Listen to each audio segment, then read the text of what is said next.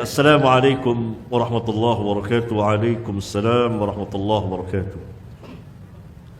Bagi para penuntut ilmu yang baru saja hijrah, pindah dari kejahatan kepada kebaikan tentunya, bukan hijrah fisik. Ini hijrah maknawi. Hijrah ini hakikat orang muhajir. Wal muhajiru man hajara ma nahallahu anhu, kata Nabi SAW. Hakikat muhajir, orang yang hijrah, adalah orang yang pindah dari apa-apa yang dilarang oleh Allah. Hadis sahih riwayat Imam Al-Bukhari. Ya, hijrah. Dan memang kita harus terus hijrah. Hijrah ini berlangsung terus. Adapun hijrah fisik itu pada waktu-waktu tertentu. Hijrah dalam arti ini, hijrah maknawi, saya sering mengistilahkan dari dan kepada. Dari syirik kepada tauhid, hijrah ke tauhid. Dari bid'ah kemana? Ke sunnah. Bukan sunat ya, sunnah. Dari yang haram kepada yang batil, dari yang haram kepada yang halal. Dari syar, dari kejahatan kepada khair, kebaikan. Dari kebatilan kepada hidayah. Dari berada di firqah sesat menuju pada firqah an-najiyah. Dan begitu seterusnya. Hijrah sepanjang hayat kita, dari dan ke. Dalam bahasa Arab, ila, min dan ila. Min ila, min asyirki ila tauhid, min asyarri ila al-khair, dan seterusnya. Ilmu dan amalan apa yang paling benar untuk mendapat rahmat Allah Ta'ala? Seluruh ilmu Allah rahmati, seluruh amal yang disyariatkan dirahmati. Perhatikan hadis Nabi yang mulia alaihi salatu wassalam.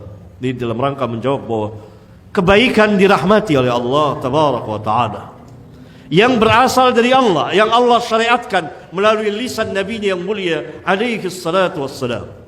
Dalam hadis sahih riwayat dari Imam Muslim, man shalla alayya salatan sallallahu alaihi biha ashran, barang siapa yang berselawat kepadaku satu kali selawat saja, satu kali selawat, niscaya Allah akan berselawat kepadanya 10 kali. Maknanya Allah memberikan rahmat, memberikan kebaikan kepadanya.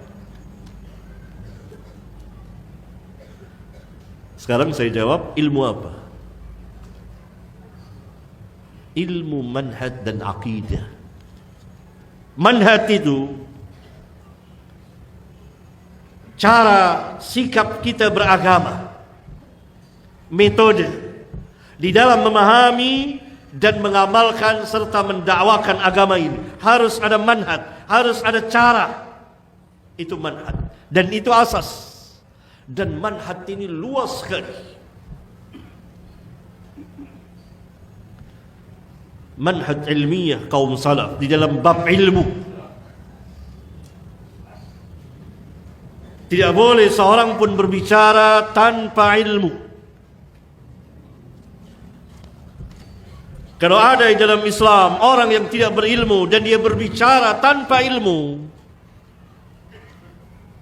maka dibuka aibnya, dijelaskan. Bayin, kata ulama, bayin. Karena manhaj salaf terhadap ilmu sangat ketat sekali. Dan di kitab ini saya jelaskan nanti, ketika saya berbicara tentang penjagaan dan pemeliharaan Allah tabaraka wa ta'ala terhadap Al-Quran dan Sunnah. Siapa saja di dalam Islam yang tidak thiqah di dalam riwayat hadis, di dalam ilmu,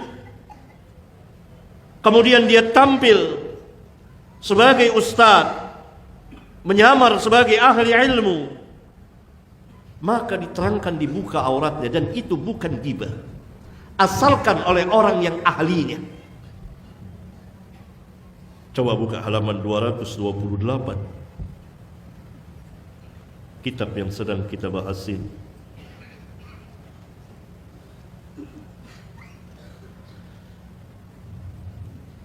Abdullah bin Mubarak rahimahullah ta'ala, salah seorang tabi'ut tabi'in yang juga amirul mu'minin fil hadis, pernah menerangkan keadaan seorang perawi hadis. Dan beliau mengatakan bahwa perawi itu pembohong, yakni pasti riwayatnya palsu. Kemudian ada seorang laki-laki yang menegur beliau, "Wahai Abu Abdurrahman, kamu telah berbuat ghibah." Ibnu Mubarak menjawab, "Uskut, diam kau." Langsung dikatakan, "Uskut, diam. Idza lam nubayyin kaifa yu'raful haqqu minal batil." Diam. Disuruh diam. Jangan berbicara kalau tidak punya ilmu. Saya mengatakan dia ini pembohong. Yani jika kami tidak menjelaskan keadaan rawi ini, dia seorang pembohong, bagaimana dapat diketahui yang hak dari yang batil? Kalau tidak dijelaskan, ini ajaran sesat, ini ustadz ini menyimpang, sesat ajarannya, ini bukan ustadz, bukan ahli ilmu, bukan pelajar ilmiah. Bagaimana orang tidak membedakan yang hak dengan yang batil? Diam orang itu. Mau bela, masuklah kita ke dalam asabiyah jahiliyah. Tidak boleh dibela. Kalau bela maka kita asabiyah jahiliyah, seperti orang-orang jahiliyah membela sesuatu yang tidak benar.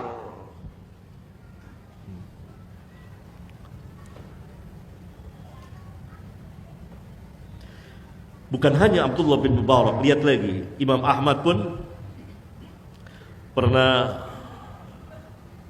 ditanya oleh seseorang, oleh Muhammad bin Bundar, "Wahai Abu Abdullah, sungguh sangat memberatkanku untuk mengatakan bahwa si fulan itu adalah seorang pembohong."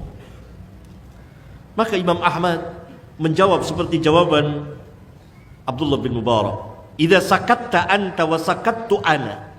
Jika engkau diam dan aku pun diam, tidak menjelaskan keadaan orang itu, dia pembohong, famata ya'riful jahilus sahiha minas sakim. Kapan orang yang bodoh itu bisa tahu mana yang sahih dan mana yang tidak sahih? Kalau engkau diam, saya juga diam, tidak menjelaskan, kapan orang bisa tahu?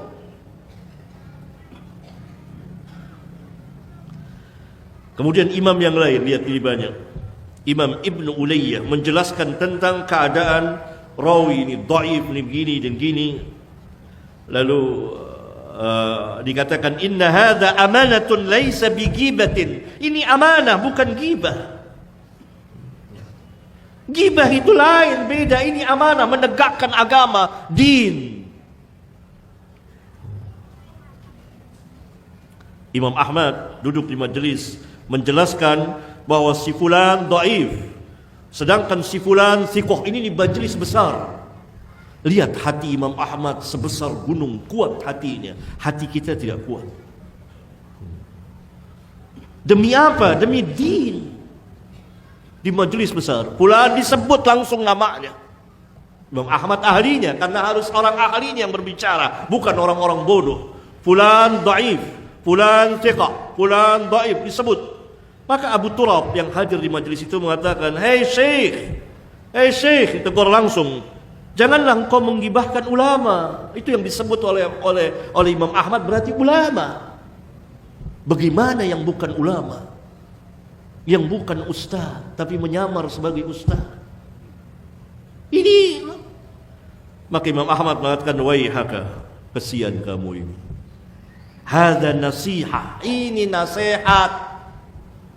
Laisa hadza ghibah." Saya tidak menggibahkan ulama. Saya katakan dia dhaif dalam ilmunya, dia dhaif dalam riwayatnya, dia thiqah. Saya tidak menggibahkan, gibah beda. Begitu dan banyak lagi. Maka diperlukan manhaj. Itulah manhaj ilmiah kaum salaf. Maka penanya harus belajar, nuntut ilmu atau membaca kitab ahli ilmu yang bermanhaj hak. Tidak boleh duduk di majelis siapa saja yang tidak ahli ilmu dan disaksikan keilmuannya oleh ahli ilmu. Apalagi manhajnya menyimpang. Ini manhaj ilmiah. Pentingnya manhaj ini. Ini asas manhaj salaf. Orang-orang yang tidak berilmu tidak boleh berbicara tentang ilmu. Antum lihat tadi para a'immah tidak ada rasa takut sama sekali. Dibuka auratnya orang itu. Untuk apa? Pemeliharaan terhadap agama. Lihat di zaman kita, orang tidak bisa tidak bisa ilmu Islam kecuali sekedar nyontek sana, nyontek sini, lalu berceramah, mengajar dan lain sebagainya. Tidak punya dasar ilmiah, tidak bermanhaj dengan manhaj yang hak, yang lurus, manhajul Rasul, manhajul sahabah. Musibah. Kalau hidup pada zaman dahulu, namanya disebut setiap hari di majelis. Fulan dhaif. Seperti Imam Ahmad di majelis besar, tapi yang menyebutnya ahli ilmu atau para pelajar ilmiah.